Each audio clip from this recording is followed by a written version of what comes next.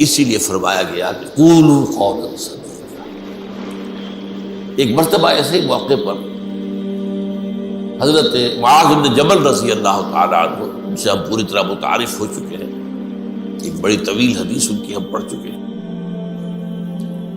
ان کے سامنے یہی بات آئی تو انہوں نے حیرت سے کہا کہ حضور کیا جو کچھ ہم باتیں کرتے رہتے ہیں اس پر بھی ہمارا مواخذہ ہوگا؟ فرمایا شغلت کا امک ہے ہاں معاذ، یہ بڑے پیار بھرے انداز کی بات ہوتی ہے، اے معاذ تمہیں تمہاری ماں روئے، یہ وہاں کا محاورہ تھا جو بہت ہی اپنائیت والی بات ہوگی، اس میں ملامت کا ایک انداز۔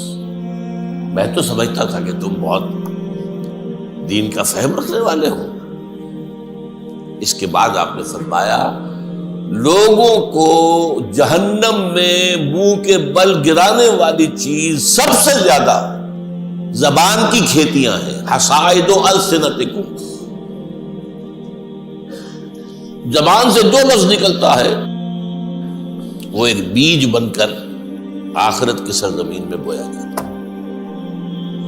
اب اگر برا ہے تو کانٹے دار پودا اس سے نکلے گا، جھاڑ جھکاڑ، اور یہ تمہیں جا کر پھر کاٹنا ہوگا قیامت میں۔ حصائد اس کو کہتے ہیں، کھیتی کا کاٹنا نہیں ہوتا، حب الحصید۔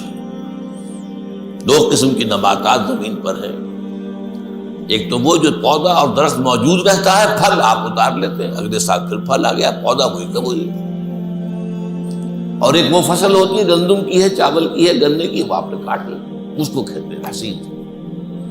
حصائد السنتکم، تمہارے زبانوں کی بوئی ہوئی جو کھیتیاں ہیں، سب سے بڑھ کر جہنم میں گرانے والی شے وہ ہے۔ اسی میں بلکہ ایک ذرا اور حدیث بھی ہے، ذرا اس میں حیا کا پہلو مانے ہوتا ہے بیان کرنے میں، لیکن حدیث نبوی ہے، حکمت کا بہت بڑا خزانہ ہے۔ آپ نے فرمایا مسلمانوں مجھے تم دو باتوں کی ضمانت دو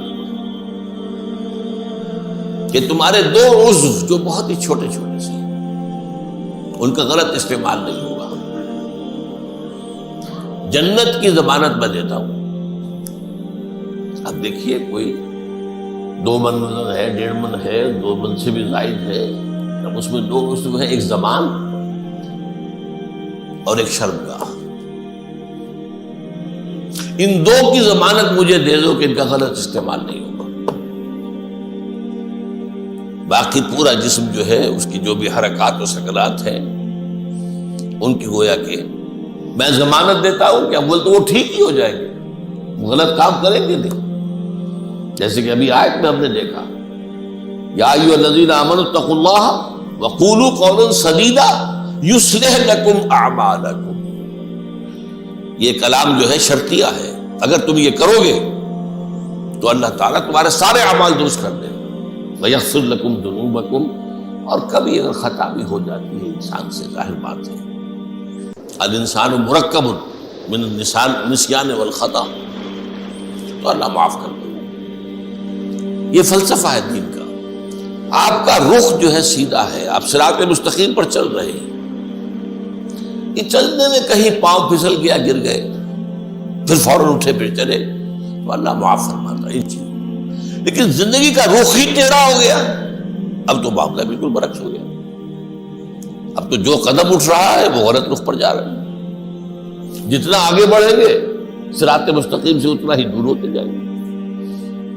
رخ سیدھا رہے، اللہ کے احکام اور اس کے رسول کی سنت، اس پر رخ پہ آدمی چل رہا ہے۔ جو اللہ چاہتا ہے، عبادت رب، شہادت الناس اور اقامت دین کی جد و جہد، اس میں انسان لگا ہوا۔ اب خطا ہو گئی، غلطی ہو گئی، لغزش ہو گئی، کیونکہ مجھے یاد ہے آج تک اپنا ایک واقعہ، میڈیکل کالج کے 5th ایئر کا، ذرا دیر ہو گئی تھی، فرسٹ لیکچر ہمارا ہوتا تھا جو سرجری کا، ڈاکٹر امیر الدین وہ بڑے سخت تھے، 5 منٹ کی مہلت دیا کرتے تھے، اس کے بعد دروازے بند، اس کے بعد آپ آئیں گے تو پھر آپ داخل نہیں ہو سکتے۔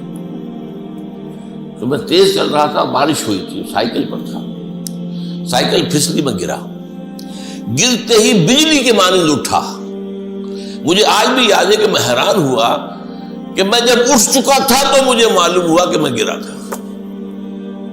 یہ ایک کیفیت ہوتی ہے کہ آدمی جو ہے، ایک یہ ہے کہ گرا ہے تو پڑا ہے وہاں، تو ایک تو یہ ہے کہ گناہ کے اوپر ڈیرا لگا لیا جائے، ایک یہ ہے کہ گناہ ہو گئے فوراً اٹھے، جس کو سورہ نساء میں کہا گیا ہے ثم یتوبون من قریب، فوری طور پر اگر توبہ کر لیں تو اللہ تعالیٰ لازماً انما التوبۃ علی اللہ للذین یعملون السیئات ثم یتوبون من قریب، کوئی گناہ تو ہو گیا، خطا تو ہو گئی، فوراً توبہ کر لیں، اللہ تعالیٰ صاف کر لے گا فوراً۔ اللہ نے اپنے ذمے لیا ہے، اپنے اوپر لازم کر لیا ہے۔